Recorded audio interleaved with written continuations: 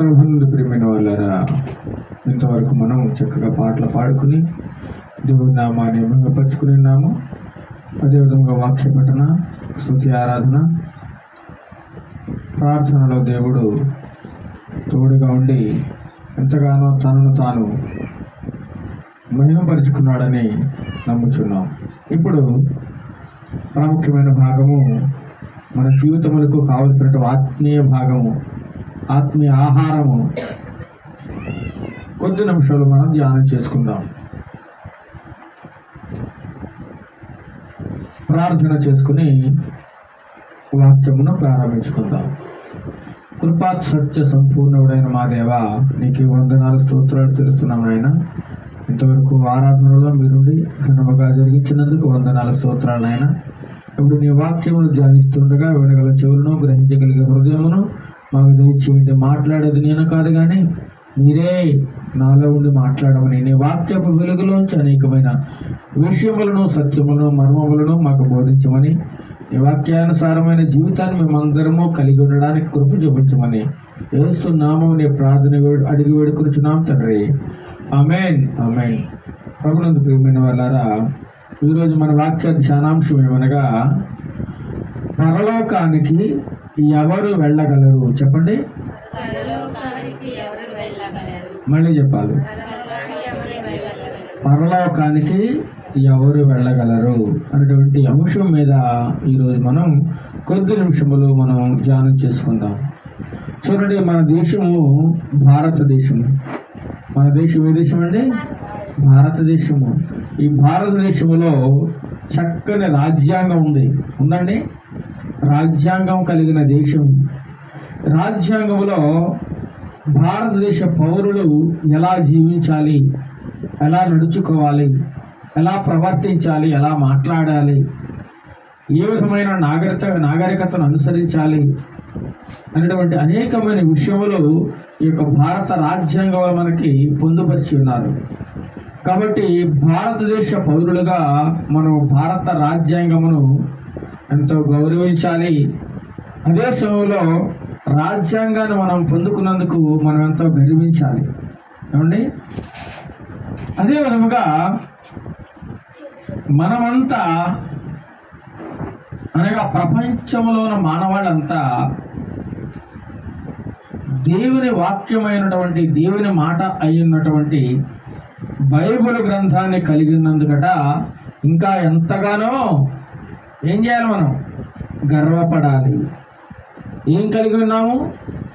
దేవుని వాక్య గ్రంథమైనటువంటి పరిశుద్ధ గ్రంథాన్ని మనం కలిగి ఉన్నందుకు చాలా గొప్ప ధన్యులం. మనం చాలా గొప్ప ధన్యులం అండి.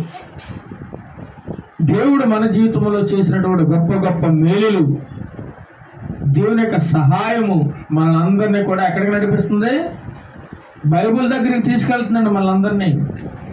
దేవుని వాక్యం ఎక్కడ తీసుకెళ్తుందంటే బైబిల్ దగ్గర తీసుకెళ్తుంది. ఈరోజు బైబిల్ కానీ లేకపోతే మన జీవితం చీకటిలో ఉండేది. ఎక్కడ ఉండేదట? బైబిల్ కానీ లేకపోతే ఈరోజు మన జీవితము సర్వనాశనం అయిపోయేది. ఎందుచేతనగా బైబిల్లో అనేకమైన విషయాలను దేవుడు వ్రాయించి ఉన్నాడు. తన ప్రవక్తల ద్వారా, అపోస్తలుల ద్వారా దేవుడు తన నోటి మాటను, దేవుని యొక్క ఉద్దేశ్యములను దైవ గ్రంథమైనటువంటి పరిశుద్ధ గ్రంథంలో దేవుడు చాలా చక్కగా వ్రాయించి ఉన్నాడండి. అందుకే బైబిల్ని ఎవరైతే కలిగి ఉంటారో వారు గొప్ప ధన్యులట, గొప్ప ధన్యులు. అందుచేత ప్రతి ఇంట్లో ఏముండాలట? ఏమున్నా లేకపోయినా పర్వాలేదు కానీ బైబిల్ ఒకటి ఉండాలి. ఏముండాలి?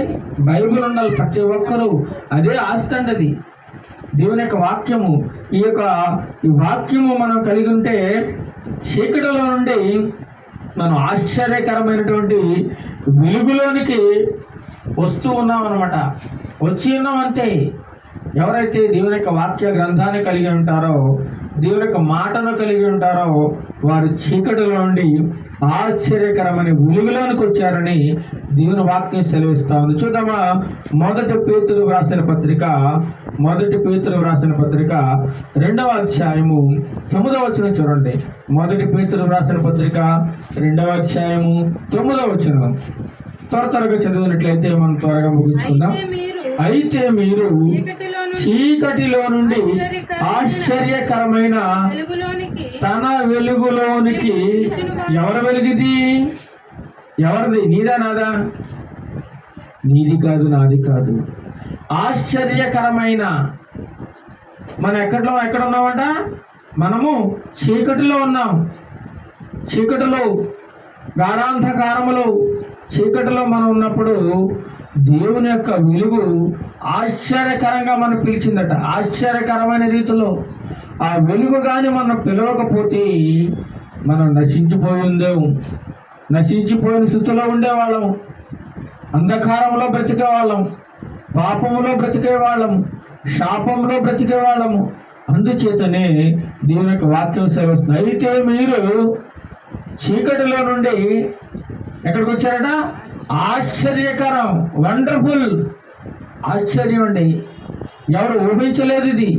ఆశ్చర్యకరములైన తన వెలుగులోనికి మిమ్మును పిలిచిన వాని గుణాతిశయములను ప్రచురము చేయు నిమిత్తము ఏర్పరచబడిన వంశమును, రాజులైన యాజక సమూహమును, పరిశుద్ధ జనమును, దేవుని సొత్తైన ప్రజలనై ఉన్నారు. మనం ఎలా ఉన్నామట? ఎప్పుడైతే మనం ఆశ్చర్యకరమైన వెలుగులోనికి వచ్చేసామో మనం ఎలా మారిపోయామంటే ఇక్కడ వాస్తా ఉన్నాడు. ఏంటి? ఏర్పరచబడిన వంశం అట.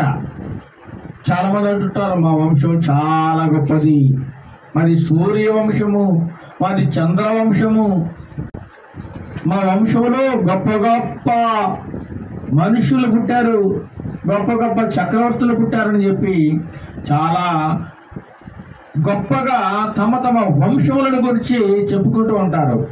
అయితే ఇక్కడ దేవుని యొక్క వాక్యం సెలవుస్తుంది. దేవుడు మాట్లాడుతున్నాడు. ఎప్పుడైతే మనము దేవుని యొక్క ఆశ్చర్యకరమైన వెలుగులోనికి ఎప్పుడైతే మనం వచ్చామో, ఆయన గుణాలను మనం ఎప్పుడైతే ప్రచురం చేస్తూ ఉన్నామో అప్పుడు మనం ఎలా మారిపోతామట? ఏర్పరచబడిన వంశంగా మారిపోతాం. అంతేకాదు రాజులైన యాజక సమూహం, మనం అందరం రాజులుగా మారిపోతామట. దేవుని బిడ్డలంటే అడుక్కునేవారు కాదండి, పేదవారు కాదు, దరిద్రులు కాదు, దిక్కులేని వారు కాదు, లేదా తక్కువ కులస్తులు కాదు, అంటరాని వారు కాదు. చాలా మంది అనుకుంటున్నారు ఈ లోకంలో క్రైస్తవులు అనగా తక్కువ కులానికి చెందినవారు. ఎందుకంటే ఆ కులంలోనూ ఎక్కువ మంది యేసుక్రీస్తుని నమ్ముకుంటా ఉంటారు. కాబట్టి యేసుక్రీస్తు అంటరాని వాళ్ళ దేవుడు, తక్కువ కులస్తుల దేవుడని చాలా చులకన భావంతో అనేక మంది తెలిసి కాదండి తెలియక మాట్లాడుతూ ఉంటారు. పాపం వారికి తెలియదు. వారిని మనం తప్పు పట్టడానికి ఏమాత్రం అవకాశం లేదు, వీల్లేదు. ఎందుకు మాట్లాడుతున్నారంటే వారు తెలియక దేవుని యొక్క గొప్పతనం గురించి, ఆయన యొక్క పరిశుద్ధ జీవితము గురించి, ఆయన పరిశుద్ధ పుట్టుకల గురించి తెలియక తక్కువ చేసి హేళనగా అవమానకరంగా మాట్లాడుతూ ఉన్నారు. కానీ దేవుని యొక్క వాక్యం సెలవుస్తుంది. మనం ఎవరమాట? రాజులైన యాజక సమూహము. రాజు యేసు ప్రభువు, రాజకుమారుడు, రాజకుమార్తెలు మనం. అంటే రాజుగారి యొక్క పిల్లలకు విలువ ఉంటుందా ఉండదండి? చాలా గొప్ప విలువ ఉంటుంది. వాళ్ళేమి తక్కువ వారు కాదు, క్రైస్తవులు తక్కువ వారు కాదండి. ఇందులోను కూడా రాజులైన యాజక సమూహము.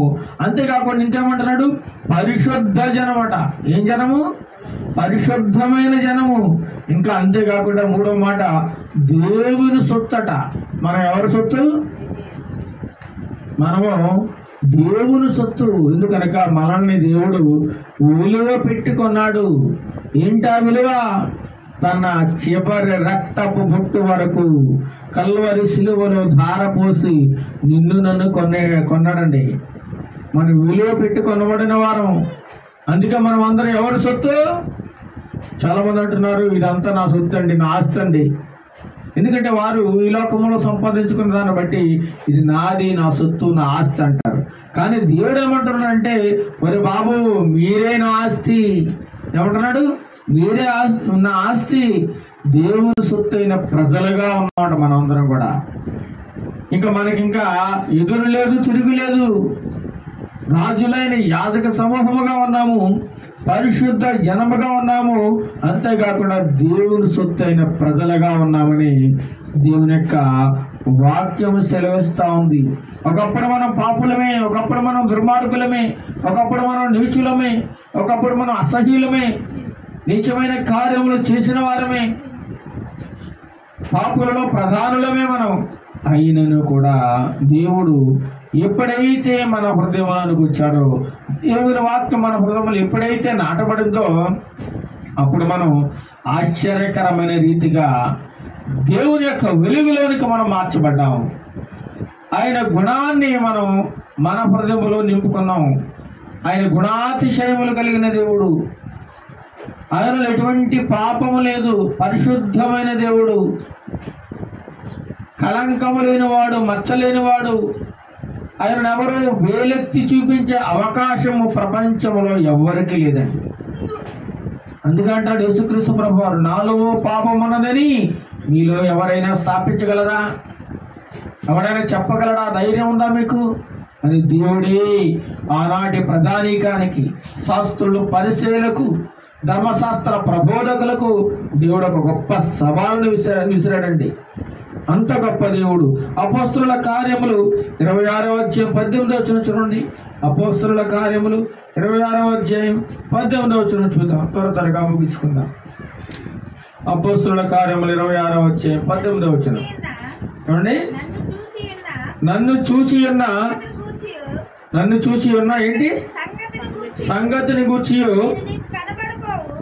నేను నీకు కనబడవు సంగతిని గూర్చి నిన్ను పరిచారకుని గాను సాక్షిని గాను నియమించుటకై కనబడి ఉన్నాను. అందుచేత నీవు లేచి నీ పాదములు మోపి నిలువుము అంటున్నాడు దేవుడు. నీవు నన్ను చూచి ఉన్న సంగతిని గూర్చి, నేను నీకు కనబడబో సంగతిని గూర్చి, నిన్ను పరిచారకుని గాను సాక్షిని గాను నియమించుటకై కనబడి అంటున్నాడు. మనల్ని ఎలాగా? పరిచారకులు గాను, దేవునికి గొప్ప సాక్షులుగా నిలబెట్టాడు. అందుచేతనే ఈరోజు దేవుని వాక్యం ప్రపంచమంతటా ప్రకటింపబడతా ఉంది. లూకాసు సువార్త 7వ అధ్యాయము, లూకాసు సువార్త 1వ అధ్యాయం చూడండి. లూకాసు సువార్త 1వ అధ్యాయము చూసినట్లయితే అక్కడ ఒక మాట మనకు కనబడతా ఉంది. లూకాసు సువార్త 1వ అధ్యాయము 79వ వచనం చూడండి. 79వ వచనం, మన దేవుని మహావాత్సల్యమును బట్టి వారి పాపములను క్షమించటం వలన తన ప్రజలకు, ఎవరి ప్రజలు? తన ప్రజలు, మనమందరము కూడా దేవుని యొక్క ప్రజలము. తన ప్రజలకు రక్షణ జ్ఞానము ఆయన అనుగ్రహించినాడు. ఏ జ్ఞానము? రక్షణ జ్ఞానము. ఈ లోక జ్ఞానము దేవుని దృష్టిలో ఎలాంటిది? వెర్రితనము, గురుడితనము. చాలా మంది అనుకుంటారు నాకు అన్ని తెలుసు, నేను జ్ఞానవంతుడిని, మహా గొప్ప జ్ఞానం ఉంది నాకు అంతా తెలుసు, నా ముందు ఎవరు మాట్లాడడానికి వీలు లేదు అని మాట్లాడుతూ ఉంటారు. కానీ ఈ లోక జ్ఞానము దేవుని దృష్టికి ఎలాంటిదట? వెర్రితనముగా ఉంది. నువ్వు ఏ విషయంలో అతిశయిస్తున్నావేమో, నీ యొక్క బలాన్ని చూసి అతిశయిస్తూ ఉన్నావేమో, నీకు నా స్థితిగతులను బట్టి అతిశయిస్తున్నావేమో. కానీ పౌలు గారు దేవుని బట్టి అతిశయిస్తూ ఉన్నాడట. మనమందరం కూడా దేవుని బట్టి అతిశయించాలి. ఈ జీవితం తర్వాత మనందరికీ కూడా ఏముందండి? మరొక జీవితం ఉంది. ఈ జీవితమే కాదండి, ఈ లోకంలో 60-70 సంవత్సరాలు మనం బతుకుతాం. ఇంకా అధిక బలం ఉంటే 80 సంవత్సరాలు, ఇంకా గొప్ప బలం ఉంటే 90 సంవత్సరాలు. అయినా సరే ఆ వయసులో బ్రతికినా ఆయాస, ప్రయాస, వృధా తప్ప ఎటువంటి ఉపయోగం ఉండదు, ఎవరికి ఉపయోగం ఉండదండి. అంతకాలం బ్రతికినా అయితే ఈ జీవితం తర్వాత మరొక జీవితం ఉందని దేవుని యొక్క బైబిల్ గ్రంథం మాత్రమే తెలియజేస్తా ఉంది. మనిషి జీవితం అంతా ఈ లోకంలోనే అనుకుంటే చాలా పొరపాటు. నా బతుకంతా ఈ లోకంలోనే, బతికిన కాడకి చాలు, సుఖంగా హాయిగా ప్రశాంతంగా బ్రతుకుతాను అని అనుకుంటే చాలా పొరపాటట. ఈనాడు మనిషి జీవితం చూసినట్లయితే చాలా బిజీగా అయిపోయింది. ఖాళీ లేదు. ఉదయం లేచిన దగ్గర నుంచి రాత్రి పడుకునేంత వరకు కూడా మనిషి చాలా బిజీ అయిపోయాడు. ఏమాత్రం తీరిక లేదు. మనిషి దేవుని దగ్గరకు రావడానికి ఏమాత్రం ఆసక్తి చూపించడం లేదండి. బిజీ అయిపోయాడు. మనిషి అన్ని సంపాదించుకోవడంలో చాలా బిజీగా ఉన్నాడట. ఏమండి, చాలా సంపాదించుకోవడంలో బిజీ అయిపోయాడు. ఏదో సంపాదించుకుని ఈ లోకంలో జీవించినంత కాలం ప్రశాంతంగా బ్రతుకుదాం అనుకుంటున్నాడు. కానీ మరొక జీవితం ఉందన్న సంగతిని ఏం చేస్తున్నాడు? మరిచిపోతా ఉన్నాడు. మనకంటే ముందు ఎంతో మంది చనిపోయారు. ఎంతో మంది గొప్ప చనిపోయారండి. పేరు ప్రఖ్యాతులు గల వాళ్ళు చనిపోయారు. కోటీశ్వరులు చనిపోయారు. వందల వేల కోట్ల ఎకరాల భూములు ఉన్నవాళ్ళు చనిపోయారు. వ్యాపారవేత్తలు చనిపోయారు. చూడండి, ఒక అతను అనుకున్నాడట, ఒక గొప్ప మహా చక్రవర్తి, నేను ఈ దేశాన్నంతటినీ ఆక్రమించుకోవాలనుకున్నాడు. ఏంటి? దేశాన్ని ఆక్రమించుకోవాలనుకున్నాడట. ఇంక దేశం అంతా నా గుప్పట్లో ఉండాలి, నాకు తిరిగి ఉండకూడదు అని ఒక మనిషి అనుకుంటే, ఇంకో మనిషి అనుకున్నాడట, ఈ దేశంతో కాదు, నాకు ఈ ప్రపంచాన్ని ఆక్రమించుకోవాలి, ప్రపంచాన్ని జయించేయాలి, ఈ ప్రపంచం అంతా నా గుప్పిట్లో ఉండాలి అనుకున్నాడు. జయించి ఏమైనా తీసుకెళ్ళాడా చెప్పండి? ఏమీ తీసుకెళ్ళలేదు. దేశాన్ని జయించాడు, ప్రపంచాన్ని జయించాడు. చివరికి ఏమీ తీసుకెళ్లకుండా ఒంటరిగా వట్టి చేతులతో ఈ లోకాన్ని విడిచి మట్టిలో కలిసిపోయారని ఎంతో మంది మహనీయులు, గొప్పవారు. మనిషి ఎక్కడికి వెళ్ళాడు? ఏమి తీసుకెళ్ళాడు? అందుచేతనే మనిషి భూమి మీద జీవించినంత కాలము మరొక లోకం ఉంది, మరొక జీవితం ఉందని గుర్తించుకుని బతకాలట. ఈ జీవితం ముగించిన తర్వాత అయిపోలేదండి. అసలు సంగతి అసలు కదా అప్పుడు ప్రారంభమవుతుంది. చనిపోయిన తర్వాత ప్రారంభమవుతుంది. ఇంకో జీవితం ఉంది. మనం చాలా మీద ఈ భూమి మీద ప్రయాణము అనేక రకరకాల ప్రయాణాలు చేస్తూ ఉంటాం. ఉదాహరణకి ఈ ప్రాంతం నుండి ఇంకో ప్రాంతం వెళ్ళాలనుకోండి. తీరా ఇక్కడి నుంచి బయలుదేరిన తర్వాత మనం అనుకున్న స్థానానికి వెళ్ళిన తర్వాత మన ప్రయాణం అక్కడితో ముగిసిపోయింది. గమ్యస్థానాన్ని చేరుకున్నాం, అక్కడితో అయిపోయింది ఈ లోకంలో. కానీ మనిషి యొక్క ఆత్మ అనేటువంటిది ఒకటి ఉంది. ఈ ఆత్మకు చావు లేదు. ఈ ఆత్మ నిరంతరము జీవిస్తూ ఉంటుందండి. మరొక ప్రాంతం నుంచి ఒక ప్రాంతానికి వెళ్ళిపోతే అక్కడ ముగింపు ఉంటుంది. మరి ఆత్మ ప్రయాణానికి మరి గమ్యం ఎక్కడ ఉందనేది మనం ఎప్పుడైనా ఆలోచించామా? చూడండి, ఆత్మ ప్రయాణం ఏ గమ్యానికి చేరుస్తుంది? రెండే రెండు గమ్యాలు ఉన్నాయట ఈ ఆత్మ ప్రయాణం చేయడానికి. ఈ లోకంలో తన జీవితాన్ని ముగించిన తర్వాత మనలో ఉన్నటువంటి ఆత్మ ప్రయాణం చేయడానికి రెండవ గమ్యాలు ఉన్నాయట. ఒకటేంటిది? పరలోకం. రెండు పాతాళం. ఒకటి పరలోకము, రెండు పాతాళము. చనిపోయిన తర్వాత మానవుడు ఈ రెండు ప్రదేశాల్లో ఏదో ఒక ప్రదేశానికి తప్పకుండా వెళ్ళి తీరాలండి. వెళ్ళాల్సిందే. నేను వెళ్ళను, ఇంక ఇక్కడే ఉంటాను అనడానికి వీల్లేదు. మనిషి భూలోకంలో జీవించేది కేవలము 60-70 సంవత్సరాల బతుకు మాత్రమే. తర్వాత మరొక జీవితాన్ని ప్రారంభించాలి. నూతన జీవితం కొత్తగా ప్రారంభమవుతుంది. ఆత్మ ప్రయాణం అంటారు దాన్ని. చూద్దామా ఎలా ప్రారంభమవుతుందో? సామెతల గ్రంథము 15వ అధ్యాయం 24వ వచనం చూడండి. సామెతల గ్రంథము 15వ అధ్యాయము 24వ వచనంలో చక్కగా సొలొమోను భక్తుడు చక్కగా రాశాడు. సామెతల గ్రంథం చాలా జాగ్రత్తగా వినాలి ఈ మాటలు. సామెతల గ్రంథము 15వ అధ్యాయం 24వ వచనంలో చదవండి. క్రిందనున్న పాతాళమును తప్పించుకొనవలనని బుద్ధిమంతుడు పరమునకు పోవు జీవ మార్గమున నడుచుకొనును. సొలొమోను మహా గొప్ప జ్ఞానవంతుడండి. మహాజ్ఞానవంతుడు. ప్రపంచంలో అతని వంటి జ్ఞానము కలిగిన వాడు, ఐశ్వర్యము కలిగిన వాడు, పేరు ప్రఖ్యాతులు కలిగిన వాడు, గొప్ప హోదా స్థితిమంతుడు ఇంకెవ్వడూ లేడండి. అలాంటి ఐశ్వర్యవంతుడు, జ్ఞానవంతుడు ఒక గొప్ప మాట తెలియజేస్తా ఉన్నాడు. 40 సంవత్సరాలు ఇశ్రాయేలును చక్కగా పరిపాలన చేసిన వాడు తన జ్ఞానముతో. అలాంటి మనిషి ఏమంటున్నారండి, క్రింద ఒక పాతాళం ఉందట. ఎక్కడ? మనం ఎక్కడున్నాం? భూమి మీద ఉన్నాం. ఎక్కడున్నాం మనం? భూమి ఎక్కడుంది? భూమి ఎక్కడుంది చెప్పండి? శూన్యములో వేలాడుతూ ఉంది. శూన్యంలో వేలాడుతూ ఉందండి. ఈ శూన్యంలో వేలాడుతున్న భూమికి పైన ఏముంది? పరలోకం ఉంది. భూమికి పైన ఏముంది? ఎక్కడ? ఇలా అంటున్నారు, భూమికి పైన పరలోకం ఉంది. మరి భూమికి క్రింద ఎక్కడుంది? ఏముంది? పాతాళం ఉంది. ఏముందండి? పాతాళం. సొలొమోను తెలియజేస్తున్నాడు. చూడండి, క్రిందనున్న, ఎక్కడున్నా? క్రిందనున్న పాతాళమును తప్పించుకునవలనని.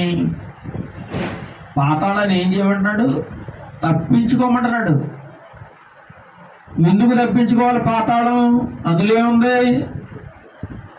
అందులో ఏముంది? భయంకరమైన వేదన ఉంది. అందులో భయంకరమైన బాధ ఉంది. భయంకరమైన శ్రమలున్నాయి. భయంకరమైన మంటలున్నాయి. ఆరని అగ్ని జ్వాలలున్నాయి. నిరంతరం కాలుస్తూ ఉంటాయి. అగ్ని ఆరదు, పురుగు చావదు. అక్కడ పండ్లు పటపట కొరుకుతూ ఉంటావు. నిత్యము బాధపడుతుంటావు. కానీ నీ ఆత్మకు చావు రాదు. యుగ యుగములో కాలుతూ ఉంటావు అందులో. అందుచేత సొలొమోను భక్తుడు తన జ్ఞానముతో క్రింద ఉన్న పాతాళాన్ని తప్పించుకోమంటున్నాడు.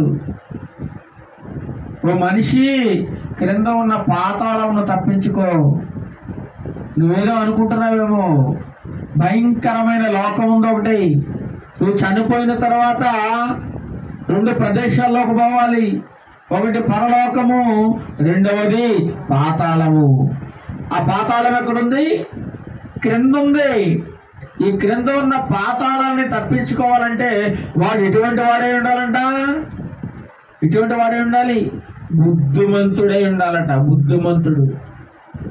బుద్ధిమంతుడు. నీకు బుద్ధి ఉంటే, నీకు జ్ఞానం ఉంటే, దేవుని అందుల భయము భక్తి నీకు కలిగి ఉంటే, దేవుని వాక్యము నీ హృదయంలో ఉంటే నువ్వేం తప్పించుకుంటావు? ఏం తప్పించుకుంటావు? క్రింద ఉన్న పాతాళాన్ని తప్పించుకుంటావు. క్రింద ఉన్న పాతాళంను తప్పించుకోవాలని బుద్ధిమంతుడు ఏం చేస్తాడట? పరమునకు పోవు జీవ మార్గం. ఏ మార్గం అది? పరము. పరం ఎక్కడుంది? పైన. పైనున్న పరలోకానికి వెళ్ళిపోవాలి అని బుద్ధిమంతుడు జీవ మార్గంలో నడుచుకుంటాడంట. బాబోయ్, నేను ఈ బాధ భరించలేను, ఈ నరక బాధ నేను భరించలేను, పాతాళానికి నేను వెళ్ళకూడదు అని భూలోకములో బ్రతికి ఉండగానే దేనికోసం ఆరాటపడతాడు ఈ మనిషి? పైన ఉన్నటువంటి పరము చేరాలని, పరలోకము చేరాలని మనమందరము ప్రయాసపడతా ఉన్నాం. ఈ భూలోకములో మనం ఆరాటం అంతా దేనికోసం అండి? భక్తి అంతా దేనికోసము? ఈ పాటలు పాడేది, వాక్యం చదివేది, వాక్యం చెప్పేది, ప్రార్థన చేసేది, దేవుని మందిరానికి వెళ్ళేది, ఉపవాసం ఉండేది, ఉపవాస కూటాల్లో పాల్గొనేది. ఎందుకోసం ఈ భక్తి? దేనికోసం చెప్పండి? దేనిని ఆశించి? నాకు మంచి ఇల్లు కావాలని ఆశించా? లేదా నేను గొప్ప ధన సంపన్నుడిని అయిపోవాలని ఆశిస్తున్నావా? దేనిని ఆశించి బ్రతుకుతున్నావు ఈ లోకములో? ఇక్కడ బుద్ధిమంతుడైతే క్రిందనున్న పాతాళాన్ని తప్పించుకోవాలని జాగ్రత్తగా ఆ జీవ మార్గమునకు మార్గంలో బుద్ధిగా నడుచుకుంటున్నాడట. ఆడికి బుద్ధి ఉంది కాబట్టి జ్ఞానం ఉంది కాబట్టి, అయ్యో నేను ఈ తప్పుడు మార్గంలో నడిస్తే, తప్పుడు పనులు చేస్తే, వ్యభిచార సంబంధమైన పనులు చేస్తే, చీకటి సంబంధమైన పనులు చేస్తే నా ఆత్మ పాతాళానికి వెళ్ళిపోద్ది అని గ్రహించి బుద్ధి గలవాడు పరమునకు పో మార్గం ఒకటి ఉంది. ఎక్కడ పో మార్గము? నేను ముందు చెప్పాను, 2 మార్గాలు ఉన్నాయి. ఒకటి పరము, 2 పాతాళము. నువ్వు తప్పించుకోవాలంటే, పాతాళాన్ని తప్పించుకోవాలంటే అంత ఈజీగా కాదండి. పాతాళం ఎప్పుడు కూడా సిద్ధంగా ఉంటుందట, రెడీ, ఎవడైనా వెళ్ళిపోవచ్చు. కానీ పరలోకం ఎవడైనా వెళ్ళడానికి అర్హత లేదండి. షరతులు వర్తిస్తాయి. ఎవడు పడితే వాడికి పరలోకం దొరకదు. చాలా మంది మనం అనుకుంటున్నాం చనిపోయిన ప్రతి ఒక్కరూ పరలోకానికి వెళ్ళిపోయారు, పరలోకంలో ఉన్నారు అని మనం భ్రమలో బ్రతుకుతా ఉన్నాం. పరలోకమునకు వెళ్ళాలంటే ఒక అర్హత కావాలి, కొన్ని రూల్స్ ఉన్నాయి, కండిషన్స్ ఉన్నాయి. ఇవన్నీ మన జీవితానికి అప్లై చేయాలి, వాటి ప్రకారం నడుచుకోవాలి, బుద్ధి కలిగి ప్రవర్తించాలి. బుద్ధి లేకుండా నువ్వు ఈ లోకంలో నిష్టానుసారంగా తిరిగితే ఎక్కడ పోతావు? పాతాళానికి వెళ్ళిపోతావు. నీకు నచ్చినట్లు ఈ భూలోకంలో బతుకు, నీకు నచ్చింది తిను, నచ్చినట్లు మాట్లాడు, నచ్చినట్లు జీవించు. కానీ నీకు మాత్రము చనిపోయిన తర్వాత పాతాళం అనేది ఒకటి సిద్ధంగా ఉందన్న సంగతి నువ్వు మరిచిపోయి బతుకుతున్నావు అని వాక్యం సెలవిస్తా ఉంది.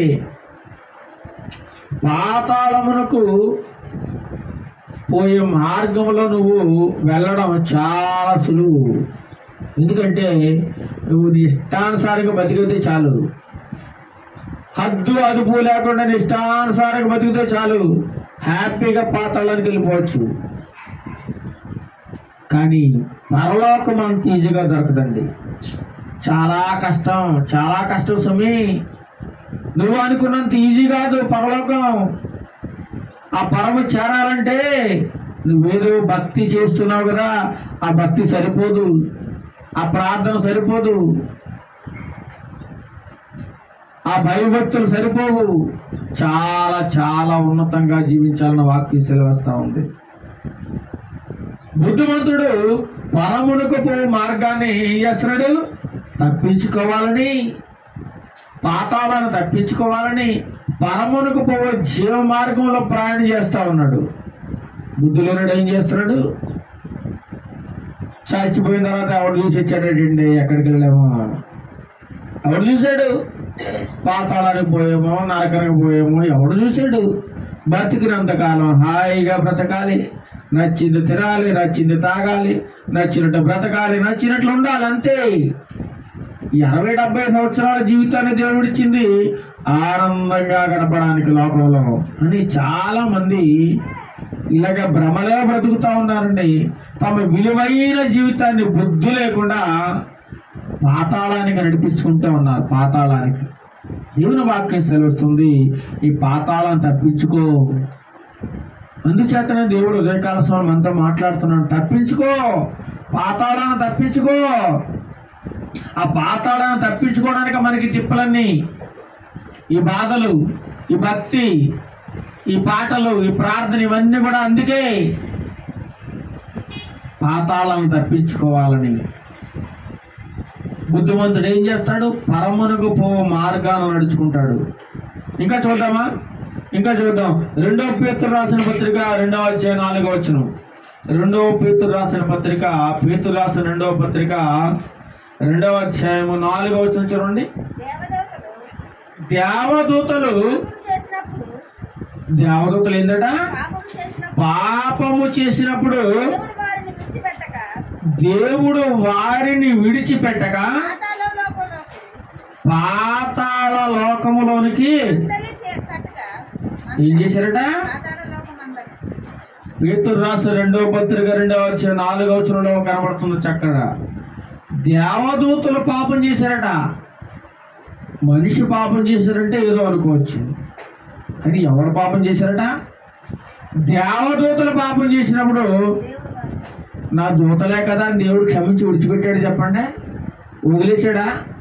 వదలలేదు. చూడండి, దేవదూతులు పాపము చేసినప్పుడు దేవుడు వారిని విడిచిపెట్టక ఎక్కడ పంపించేసాడు? వారిని పాతాళ లోకమందలి కటిక చీకటి గల బిలములలోనికి త్రోసి తీర్పుకు కావలిలో ఉంచబడుటకు వారిని అప్పగించెను. దేవుని దగ్గర ఉన్నటువంటి దేవుని యొక్క దేవదూతలు ఎక్కడ పాపం చేశారు? వీళ్ళు పరలోకములో దేవుడుండే ప్రదేశంలోనే వీరు పాపపు ఆలోచనలు, దురాలోచనలు చేసినప్పుడు వారిని కూడా వదలలేదాడు దేవుడు. మరి నిన్ను నన్ను వదులుతాడు చెప్పండి? నిన్ను నన్ను వదులుతాడా? అంత ఈజీగా మనం పరలోకం వెళ్ళిపోతామా? ఆలోచించుకోండి, ఒకసారి ఆలోచించండి. నిన్ను నన్ను వదులుతాడా అని? మనల్ని వదులుతాడా? దేవుని యొక్క దేవదూతలనే వదలలేదు. పాపం చేస్తే ఎక్కడ పంపించారు వాళ్ళని? పాతాళ లోకమందలి. ఏ లోకం అది? పాతాళ లోకం. ముందు చెప్పుకుని ఎక్కడుంది పాతాళ లోకము? భూమి క్రింద ఉంది. భూమి క్రింద చాలా భయంకరమైన ప్రదేశం అది. నువ్వు అనుకుంటున్నావేమో ఏం పర్వాలేదులే, ఇంకా టైం ఉంది, నాకు ఇంకా టైం ఉంది, ఇంకా వయసు ఉంది, ఇంకా బలం ఉంది, చూద్దాంలే, తర్వాత నమ్ముకుందాంలే, ఈ వయసు ఉన్నప్పుడు చక్కగా ఎంజాయ్ చేసేద్దాం, ఈ వయసు ఉన్నప్పుడు నాకు నచ్చినట్లు బ్రతికేద్దాం, నచ్చినట్లు తిరిగేద్దాం, నచ్చినట్లు తిందాం, నచ్చినట్లు త్రాగుదాం అని నువ్వు అనుకుంటున్నావేమో. ఇక్కడ చూడండి, దేవుడు తన రాజ్యములో ఉన్నటువంటి పరలోకములో ఉన్నటువంటి దూతలు, దేవుని యొక్క దూతలు పాపము చేస్తే దూతలను కూడా వదలలేదట. ఆ దూతలు ఏమాత్రము క్షమించలేదట.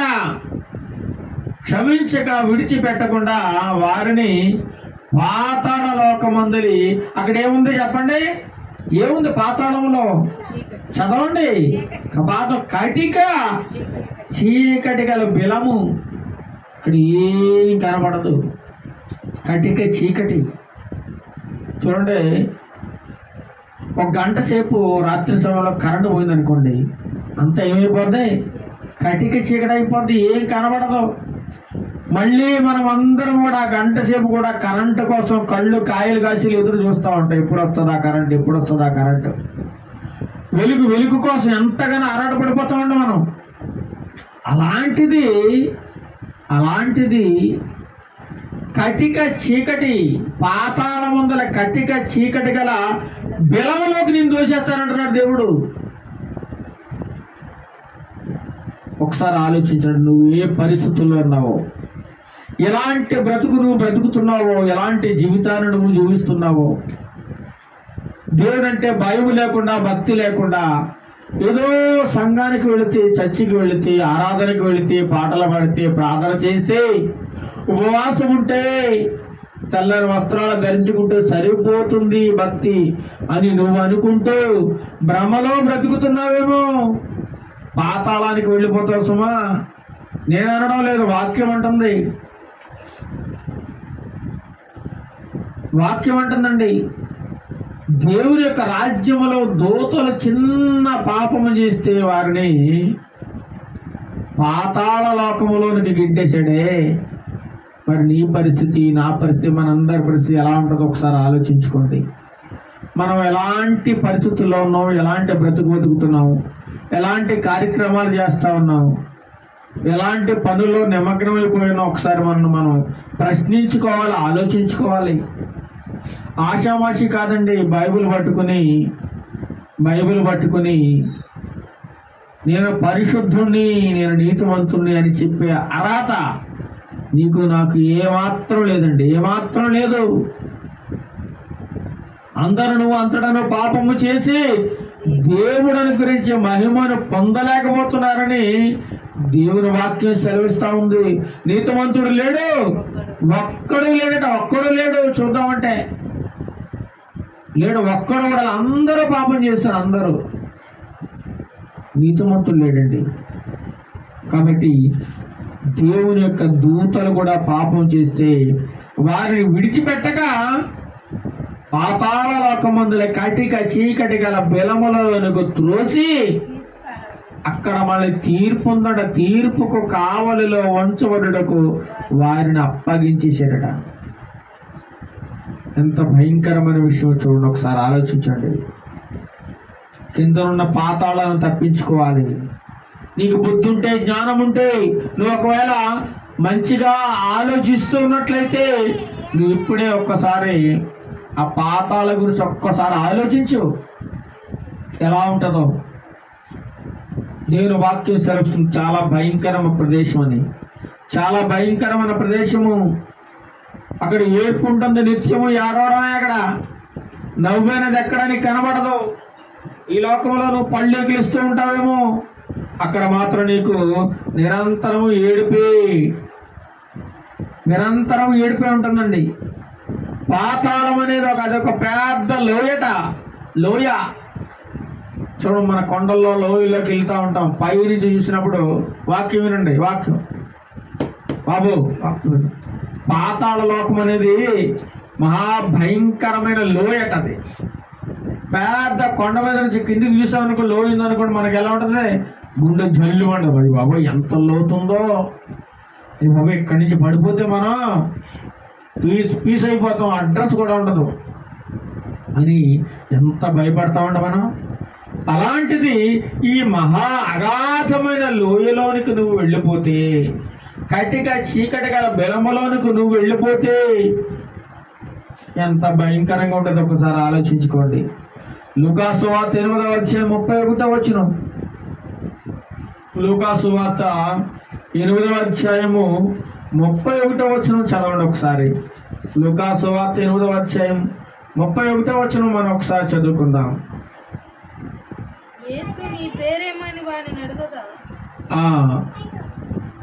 లూకాసు వార్త 8వ అధ్యాయం 31వ వచనం చదవండి.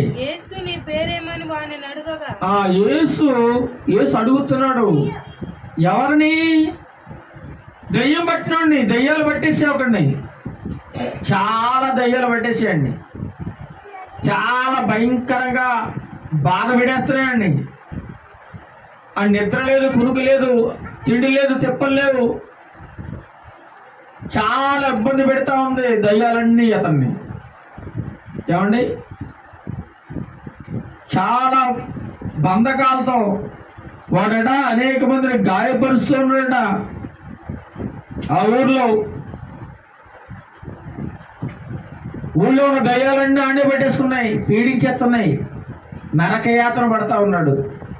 అనేక మందిని ఇబ్బందులకు గురి చేస్తా ఉన్నాడు. కాబట్టి ఆయన ఏం చేసిన ఊళ్ళో వాళ్ళందరూ ఊరు బయటికి తీసుకొచ్చేసి ఓ ఊళ్ళో వాడిని కాళ్ళకి సంకెళ్ళు వేసి గొలుసుతో బిగించేసి ఏమంటే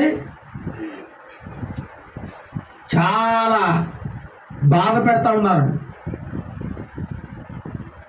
అలా చేసిన వాడు బంధకాలను చంపగా దెయ్యము వారిని అడవులోనికి తరిగిపోయిందంట. ఎక్కడో తరిగిపోయింది. వాడికి అన్ని సంకెళ్ళు వేసి బంధకాలతో బిగించేసి అన్ని చేసిన వాడు ఆ బంధకములను తెంపగా దెయ్యము వారిని ఎక్కడ తీసుకుపోయిందట? అడవిలోనికి తరుముకొని పోయిందట. అప్పుడు యేసు ప్రభు వారు ఆ ప్రదేశానికి వచ్చారు.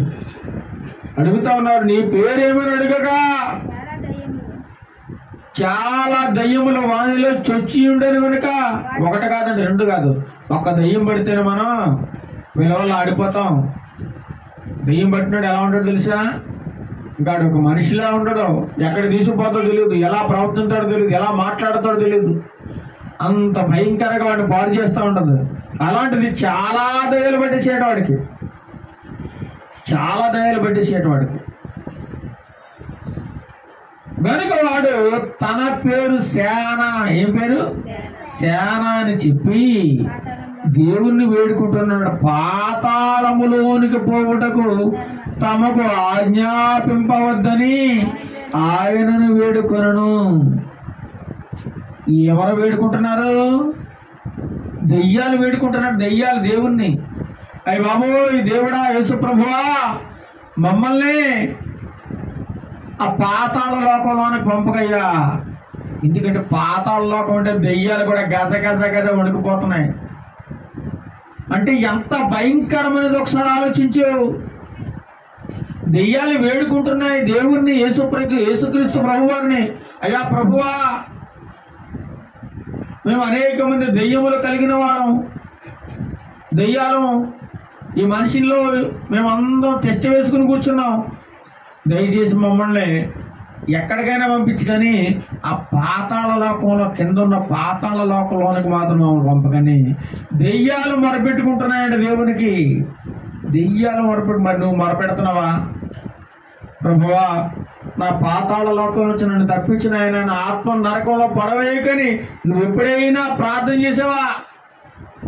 ఎప్పుడైనా మొరపెట్టావా? పాతాళ లోకం గురించి అసలు ఆలోచించావా? అబ్బే ఆలోచనే లేదు.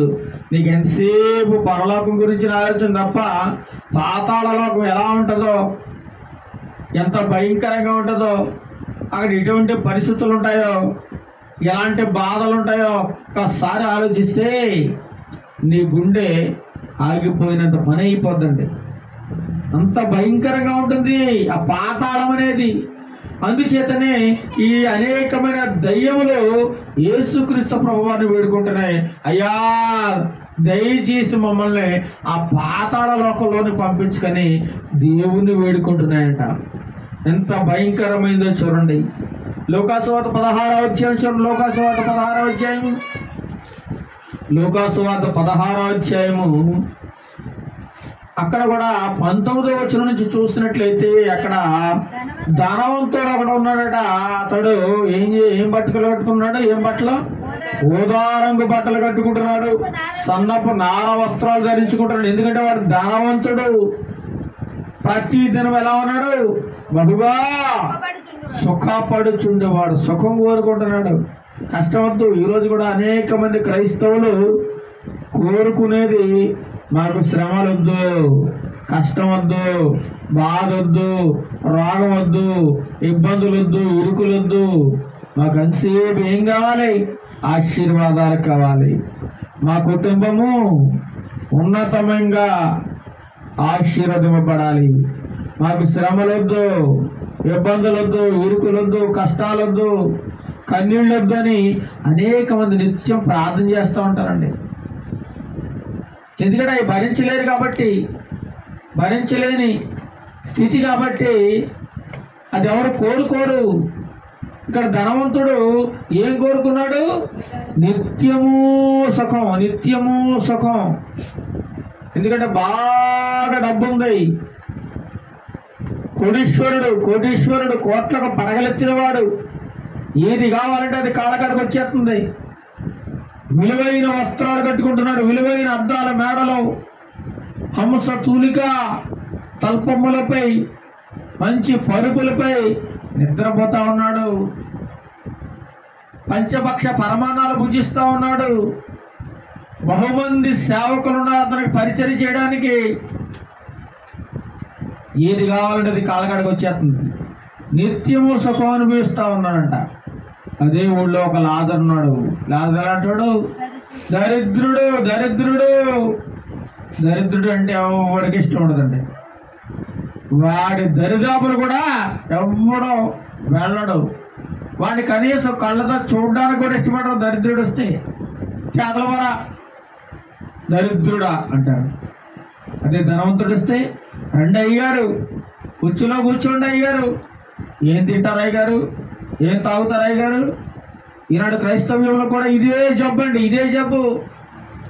ఆ పాస్టర్ బాగా ధనవంతుడైతే, గొప్పవాడైతే చక్కగా రాజమర్యాదలు, మంచి భోజనం, మంచి ఆహ్వానము, ఏమండి, మంచి గౌరవ మర్యాదలు.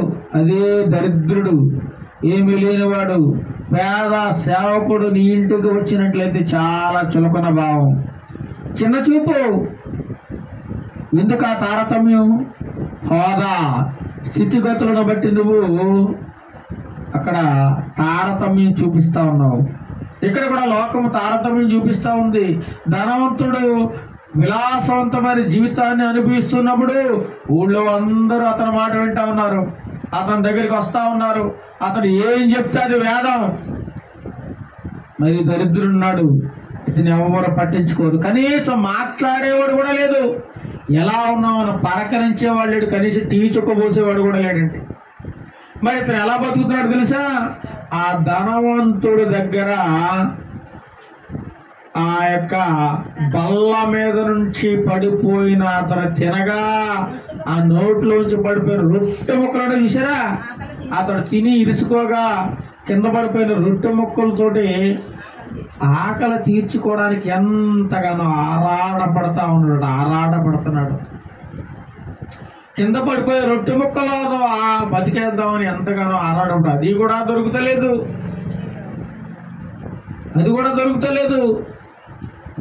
అయితే ఇతనంతటికి మళ్ళీ కురుపులు, ఈ దరిద్రుడు లాజరుకి ఆరోగ్యం సరిగా లేదు, కురుపులు. ఆ కురుపులనేమో కుక్కలు వచ్చి నాకుతా ఉన్నాయి. ఎంత భయంకరమైన పరిస్థితి ఒకసారి ఆలోచించు. మరి నువ్వు నేను ఎలా ఉన్నావు? బాగానే ఉన్నాం కదా. 3 పూట్ల భోజనం ఉంది, టిఫిన్ ఉంది, మధ్యాహ్నం భోజనం, రాత్రి భోజనం, అంటే చక్కగా పడుకోవడానికి మంచం, చక్కగా గాలి తాగడానికి ఫ్యాను, కరెంటు పోతే ఇన్వర్టర్, ఇన్ని సుఖాలు ఉన్నాయి. కానీ ఆ దరిద్రుడికి ఏమీ లేదు. కనీసం కడుపు మాడిపోతా ఉంది, ఒక రొట్టె ముక్క కూడా లేదండి. శరీరం అంతా రోగము, కురుపులు, బాధ. కుక్కలు వచ్చి నాకుతున్నాయంటే ఆ కురుపుల రసి. ఎంత దరిద్రమైన జీవితం ఒకసారి ఆలోచించండి. మనం ఎంత బాగున్నాం, ఒకసారి లాజరుతో పోల్చుకుంటే మనం చాలా బాగున్నాం ఈ లోకంలో. ధనవంతుడు ఇంకా బాగున్నాడు. అయితే వీరిద్దరు కూడా ఒకరోజు ఏమైపోయారు? చచ్చిపోయారండి. వీళ్ళిద్దరు కూడా ఏమైపోయారు? ఒకరోజు ఏమైపోయారు? చనిపోయారు. ధనవంతుడు చనిపోయినప్పుడు ఊరందరూ వచ్చేసారు. అయ్యి బాబోయ్, ధనవంతుడు అయ్యగారు చనిపోయారని చెప్పి ఊళ్ళో అందరూ వచ్చేసి ఏమంటే గంధపు మానులతో చక్కగా తగలడేశారు, సమాధి చేసేసారు. లేదా సమాధి చేస్తుంటారు. ఊళ్ళందరూ వచ్చి ఉండొచ్చు, ఎందుకంటే గొప్పవాడు కదా, ధనవంతుడు కదా. అందరూ వచ్చారు చూడడానికి, అందరూ వచ్చారు. కానీ రావాల్సిన వాడు రాలేదట. ఎవరు రాలేదు? దేవుని దూతలు రాలేదు. ఎక్కడికి తీసుకెళ్ళడానికి? పరలోకం తీసుకెళ్ళడానికి. తిన్నగా ఎక్కడికి వెళ్ళిపోయాడు? పాతాళం వెళ్ళిపోయాడు. చనిపోయిన వెంటనే ఎక్కడికి వెళ్ళిపోయాడు? పాతాళంకి వెళ్ళిపోయాడు. మరి భూలోకంలో ఎలా బతికాడు? తిరుగు లేదు ఆయనకి, తిరుగు లేకుండా బతికాడు. సుఖం, భోగం, ఏది కావాలంటే అది. తన మాటే నెగ్గించుకున్నాడు, తన పంతం నెగ్గించుకున్నాడు, తన మాటకు ఎదురు లేకుండా బతికాడు. మరి దరిద్రుడు చనిపోయాడు ఒకరోజు. దరిద్రుడు చనిపోయినప్పుడు చూడండి 22వ వచనం చదవండి, చక్కన వచ్చిన. ఆ దరిద్రుడు చనిపోయి దేవదూతల చేత అబ్రహాము రొమ్మును ఆనుకొనుటకు కొనుపోబడెను. ఎంత గొప్ప మాట చూడండి. ఈ లోకంలో కష్టాలు, బాధలు, నిందలు, అవమానాలు, రోగాలు, ఎన్ని బాధలు పడ్డాడో. బతికినంతకాలం కష్టాలే. మనం కూడా అనుకుంటాం, ఏంటి నాకు ఈ కష్టాలు, ఏంటి నాకు ఈ శ్రమలు, దేవుడిలో ఉన్నాను కదా, వాక్యం చెబుతున్నాను కదా, వాక్యం బోధిస్తున్నాను కదా, పాటలు పాడుతున్నాను కదా, ఉపవాసం ఉంటున్నాను కదా, మంచిగా బ్రతుకుతున్నాను కదా, అయినా నాకే ఎందుకు ఇన్ని కష్టాలు? దేవుడికి నా మీద దయ లేదా? నా మీద చింత లేదా? నేనంటే ఇష్టం లేదా? నా ప్రార్థన ఎందుకు అంగీకరించడం లేదని మనలో మనమే అనేక సార్లు ప్రశ్న వేసుకుంటూ ఉంటాం. దేవుడిని నిందిస్తూ ఉంటాం, దేవుడిని అడుగుతూ ఉంటాం కొన్నిసార్లు. ఎందుకు ప్రభు నాకు ఈ పరిస్థితి?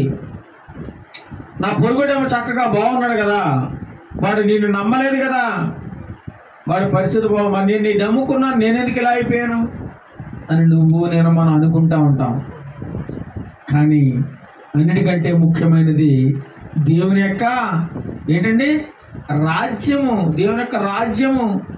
ఈ దరిద్రుడు చనిపోయినప్పుడు దేవుని యొక్క దూతలు వచ్చేసి ఎక్కడ తీసుకుపోయారట? అబ్రహాము రొమ్మును ఆనుకోవడానికి తీసుకెళ్ళిపోయారట. ధనవంతుడు చచ్చిపోయి పాతిపడ్డాడు, కానీ అతడు పాతాళంలోనికి వెళ్ళిపోయాడు. ఇలా ఈ ఊళ్ళో వాళ్ళందరూ గొప్పగా అతనికి సమాధి చేశారు. కానీ చివరికి ఎక్కడికి వెళ్ళాడు? ఈ లోకంలో కూడా మనం చాలా చూడండి, ఎవరైనా చనిపోయినప్పుడు వాళ్ళందరూ వచ్చేసారనుకోండి, అబ్బా ఎంత మంది వచ్చేసారండి. ఇతను ఎంత మంచోడు కాకపోతే ఎంతమంది వస్తారు, ఎంత గొప్పడు కాకపోతే ఎంతమంది వస్తారు అని మనం గుసగుసలు ఆడేసుకుంటాం. చాలా మంచోడు అనుకుంటాం, చాలా గొప్పోడు కాబట్టి అందరూ వచ్చేసారు, చాలా మంచోడు కాబట్టి అందరూ వచ్చేసారు.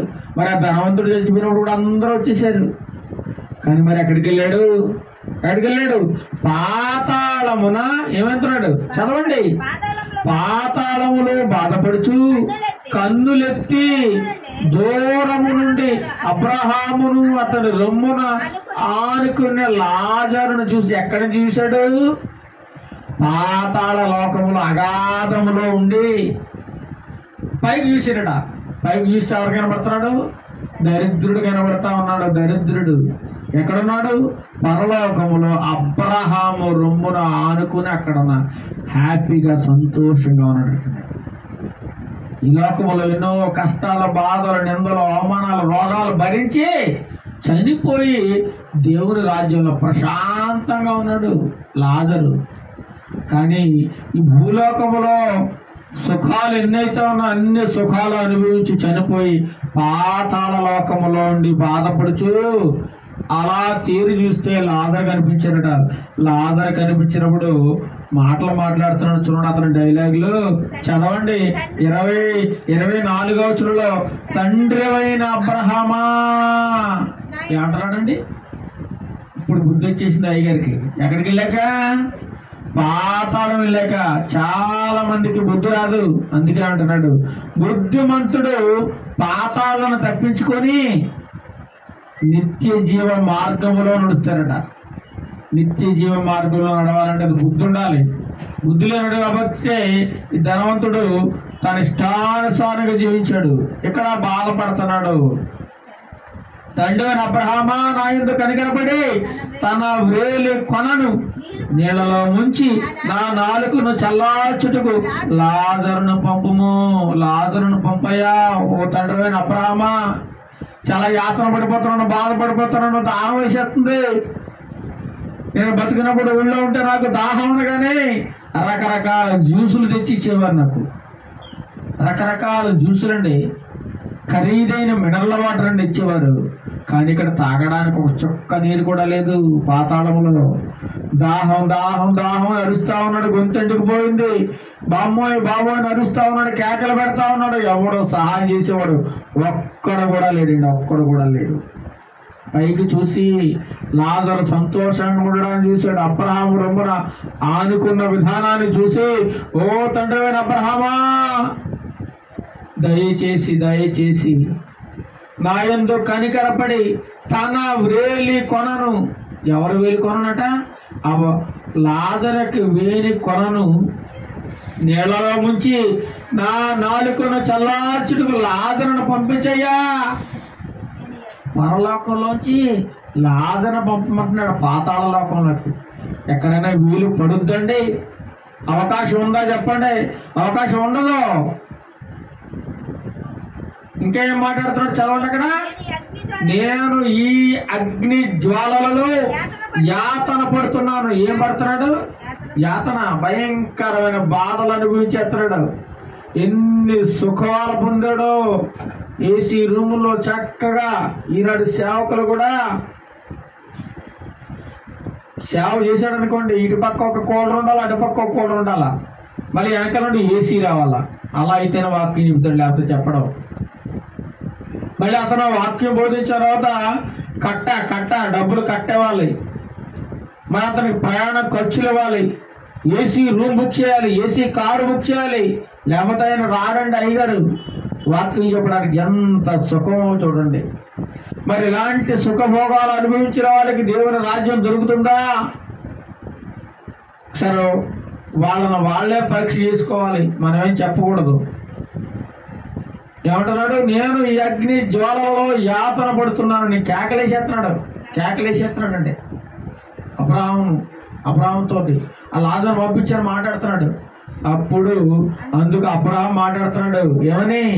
కుమారుడా కుమారుడా, నీవు నీ జీవిత కాలమందు నీకు ఇష్టమైనట్టు సుఖం అనిపించేసావు, నీకు నచ్చినట్లు బతికేసావు, నీకు నచ్చినట్టు నడిచేసావు, నచ్చిన బట్ట కట్టుకున్నావు, నచ్చిన తిండి తిన్నావు, నీకు తిరుగులేదన్నట్టుగా బతికేసావు. నీ ఇష్టానుసారం ఈ లోకంలో బతికినంతకాలం నువ్వు సుఖానే కోరుకున్నావయ్యా. కానీ లాజరు చూసావా? ఈ లాజరు బతికినంత కాలము ఏమనుభవించాడు? కష్టం. అలాగే లాజరు కష్టం అనుభవించాడని జ్ఞాపకం చేసుకో. నీకు తెలుసు కదా, ఒకరోజు నీ ఇంటికి వస్తే పట్టడు అన్నం పెట్టమంటే చీపు అన్నావు. నీ బల్ల మీద పడే రొట్టె ముక్కలు తిందామని ఆశపడినా సరే తోసేసేవు. కుక్కలు వచ్చి కురుకులు నాకుతా ఉన్నాయి, కనీసం చూసి కొంచెమైనా నీకు జాలి కలిగిందా? కొంచెమైనా నీకు మనస్సాక్షి ఉందా? అడుగుతున్నాడు అబ్రాహాం. కానీ ఇప్పుడైతే వాడు ఎవరు? లాజరు ఇక్కడ నెమ్మది పొందుచున్నాడు, నీవు యాతన పడుచున్నావు. అంతేగాక ఎక్కడ నుండి మీ యొద్దకు దాటగోరు వారు దాటి పోజాలకుండినట్లును, అక్కడ వారు మా యొద్దకు దాటి రాజాలకుండినట్లును మాకును మీకును మధ్య మహా ఏముందట? అగాధం ఉందే. అంత ఈజీ అనుకున్నావేమో. ఇక్కడి నుంచి అక్కడికి, అక్కడి నుంచి ఇక్కడికి ప్రయాణం చేయడానికి ఏం కుదరదు. మధ్యలో చాలా అగాధం సుమా. నువ్వు నా దగ్గర రాలేవు, నేను నీ దగ్గర కూడా రాలేను. సమస్య లేదు, అవకాశం లేదు. 1% కూడా, 0.001% కూడా అవకాశం లేదట జీవితాంతము. ఏమండి? అందుకే ఈరోజు మన వాక్యం ఏంటంటే పరలోకం. చెప్పండి, పరలోకం ఎవరు వెళ్ళగలరు? అంత ఆశామాషి అనుకుంటున్నావేమో, అంత ఆశామాషి అనుకుంటున్నావు. దేవదూతలనే వదలలేదు దేవుడు, అంత ఈజీగా వదులుతాడు అనుకుంటున్నావు నిన్ను. ప్రభువా ప్రభువా అని పిలిచి ప్రతివాడు పరలోక రాజ్యంలో చేరడు. కానీ తన చిత్తాన్ని ఎవరైతే నెరవేరుస్తారో తప్పకుండా వాడు వెళ్ళిపోతాడు. దేవుని చిత్తాన్ని నెరవేర్చాలి, దేవుని మాట వినాలి, దేవుని మనసులో ఏదుందో తెలుసుకుని ఆ ప్రకారం బ్రతకాలి. అప్పుడు నీకు పరలోకం దొరుకుతుంది. అంతేగాని నీ ఇష్టోచరుడు తైతక్కలాడి నటించి భక్తి పరుల్లాగా సమాజం ముందు కనబడితే నీకు పరలోక రాజ్యం దొరుకుతుందని నువ్వు అనుకుంటే నీ అంత అవివేకి బుద్ధి లేనుడు ఇంకెవడో ఉండడట. అక్కడికిక్కడికి చాలా మంచి అగాధం ఉంది. ఇక్కడ వాళ్ళు అక్కడికి రానట్లేదు, అక్కడ వాళ్ళు ఇక్కడికి రానట్లేదు, ఎక్కడ వాళ్ళు అక్కడే ఉండాలి. ఇంకా బాధ అనుభవించంతే.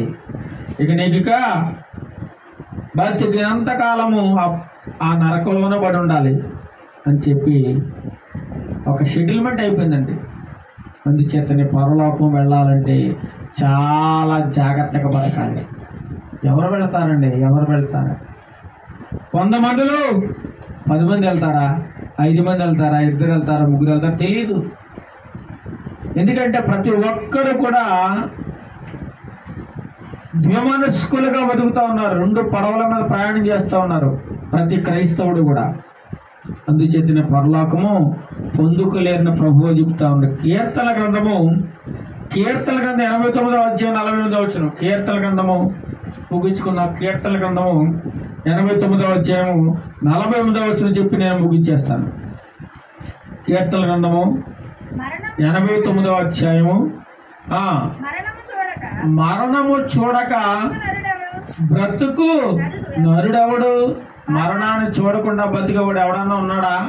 ఉంటే నాకు చూపించండి అంటున్నాడు.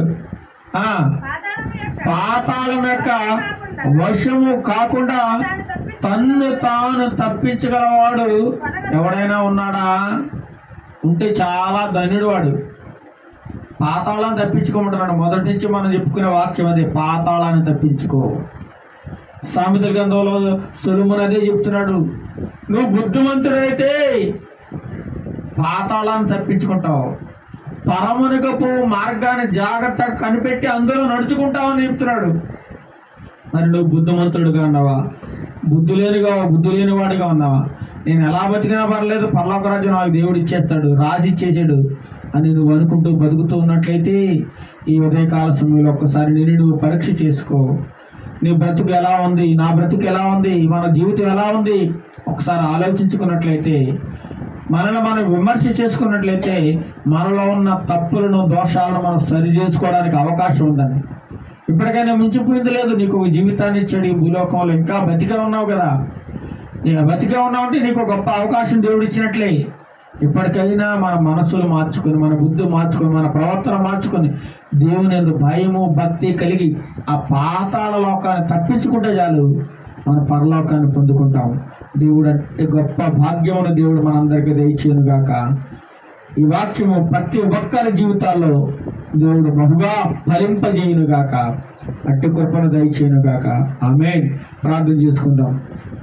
ఆదరుడు మహోన్నతుడైన మా ప్రియ తండ్రి, నీకే వందనాలు స్తోత్రాలు చెల్లిస్తున్నాము నాయన. ఈ ఉదయ కాల సమయంలో గొప్ప వాక్యమును మాకు బోధించినందుకు, మంచి విషయాలను మాకు బోధించినందుకు, నీ పరలోక రాజ్యమును తప్పించుకోవాలని మేము ఎలా బ్రతకాలో మాకు నేర్పించినందుకు, ఆ పాతాళమును తప్పించుకోవాలని మేము ఎలా ఉండాలో కూడా నేర్పించినందుకు నీకు వందనాలు స్తోత్రాలు చెల్లిస్తున్నాము నాయన.